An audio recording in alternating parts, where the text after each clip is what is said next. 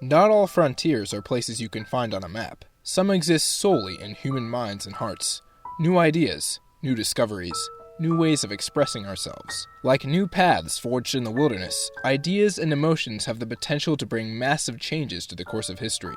It's important we pay tribute to the brave explorers who opened up a new world for us to see. Vincent Van Gogh was a trailblazing artist whose techniques paved a way for many artists to follow in his footsteps. Vincent Willem van Gogh was the oldest of his siblings, but he was not the first. He was born on March 30, 1853, exactly 1 year after his parents suffered the loss of a stillborn son, also named Vincent. Because he was given the same name, Vincent felt that his parents hoped he was going to be a replacement. Because of this, Vincent never felt like he was good enough for his parents. One of the most surprising facets of Van Gogh's life is that the vast majority of his art was produced in the last few years of his life. After meeting failure as an art dealer, a teacher, a preacher, and a missionary, it was not until his 27th year that he began painting for the first time. Vincent felt called to serve God his whole life, and eventually, he discovered that painting was his true calling. Through his correspondence with his brother Theo, Vincent discovered he could serve God as a painter by sharing his spiritual vision with others through the canvas. In August of 1880, Van Gogh moved to Brussels, Belgium, to study art. Much of his work at this time was done with pencil, as Vincent thought it was essential to master black and white before moving on to color.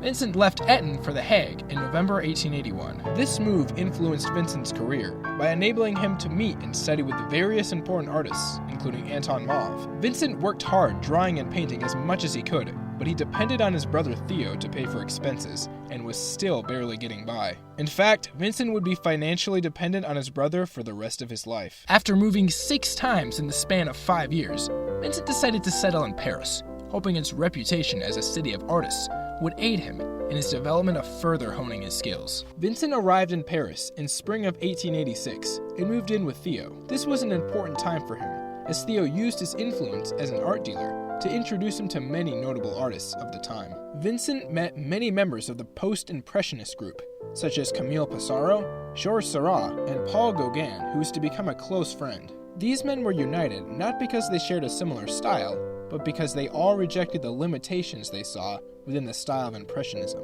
While Impressionism focused on strictly replicating nature, post-impressionists, like Vincent, were interested in something more stylized. This was also the first time that Vincent began to paint his famous self-portraits, usually because he lacked the funds to hire a model. He created 36 of them in his lifetime, making him the most prolific self-portrait artist of all time, except for Rembrandt. At this point, we can also begin to see Van Gogh's more dramatic style of brushwork that would later make his art so iconic. Surrounded by innovative geniuses in Paris, his painting style transformed and evolved. While his earlier works may have been impressive, they were largely dark, muted, and realistic. Now he was producing paintings with lively colors and expressive emotions. Inspired by the pointillism of Seurat, he began using broken, unrestrained brushstrokes. By 1888, he was creating masterpieces like Portrait of Père Tonki and Shoes. After 2 years, however, the busyness and stress of city life began to take its toll on Van Gogh, and he moved again, this time to Arles, a small town in southeastern France. At Arles, Vincent decided to finally pursue his dream of sharing a studio with like-minded friends. After much back and forth, he was finally able to convince Paul Gauguin to join him on the condition that Theo would provide Gauguin with a monthly income in exchange for paintings.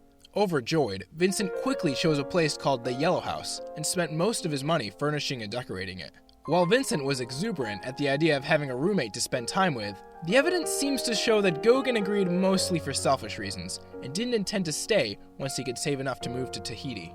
In any case, the time he shared with Gauguin at the Yellow House was the most prolific period in Vincent's life. Vincent attacked his canvas like a maniac, where he might run into painter's block if he slowed down. Nothing could stop Vincent from painting, not even the mistral, the strong northwesterly wind the area is known for. At times, the wind was so fierce he was forced to move his canvas to the ground and paint on his knees. But he didn't stop. His meager meals, however, were not enough to keep his energy up. In a letter to Theo, he wrote, "Instead of eating enough and regularly, I have been particularly sustaining myself with coffee and alcohol." Meanwhile, Gauguin was becoming increasingly fed up with Vincent's eccentric personality and habits. After only 9 weeks at the Yellow House with Vincent, he decided he was ready to leave. After months of pushing himself to the limits, Vincent snapped. After a heated shouting match between the two, Gauguin fled the house, never to see Vincent again. That night, Vincent took his razor and sliced off his earlobe, not knowing this act would forever accompany his reputation. It's still unknown today exactly why Van Gogh did this. Even Vincent himself could not remember why, or at least pretended not to. The next day, he was brought to the hospital, where it was concluded he was suffering from epilepsy. However, this is a subject of much debate. While some scholars agree with this diagnosis, many believe his symptoms were caused by schizophrenia, bipolar disorder, lead poisoning, or some other factors. In any case, we can agree that Vincent suffered from a serious mental condition,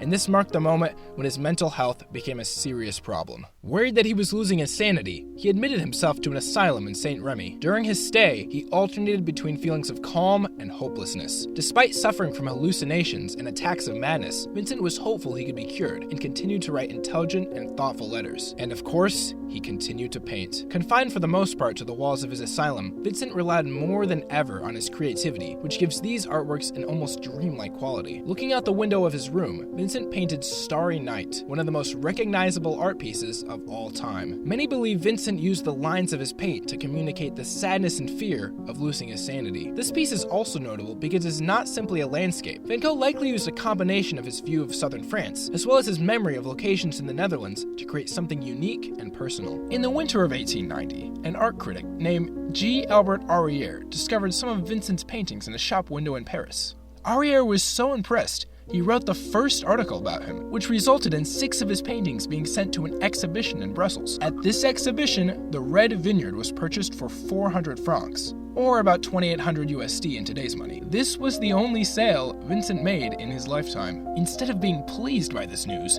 Vincent instead wrote a letter to Arrière criticizing him for praising his work, instead of other artists who he believed deserved more recognition. Despite being an artistic genius, Vincent was never able to truly appreciate his own art, and he considered most of his work either a failure or practice for later. After 12 months, Vincent grew cooped up and began looking for a new place to live. Through a connection with his old friend Camille Pissarro, Vincent found a new place to stay with a physician and fellow artist named Dr. Gachet. After visiting Theo and his new wife and child, Vincent took a train to a northern French town called Auvers-sur-Oise. It was the last move he would ever make. Vincent's first months in Auvers-sur-Oise appeared to be pleasant, but this did not last for long. In June of 1890, he received a letter from Theo alerting him that his baby son was ill and he was running short on money. Concerned, Vincent traveled to Paris and was alarmed to find the family stressed and exhausted. Theo and his wife Jo were experiencing relationship issues, and Vincent felt tense and on edge. Quickly returning home, he began to fear that he was being a burden to his brother. Jo tried to reassure Vincent that they would be all right, but the seeds of doubt had been planted. Wheatfield with Crows,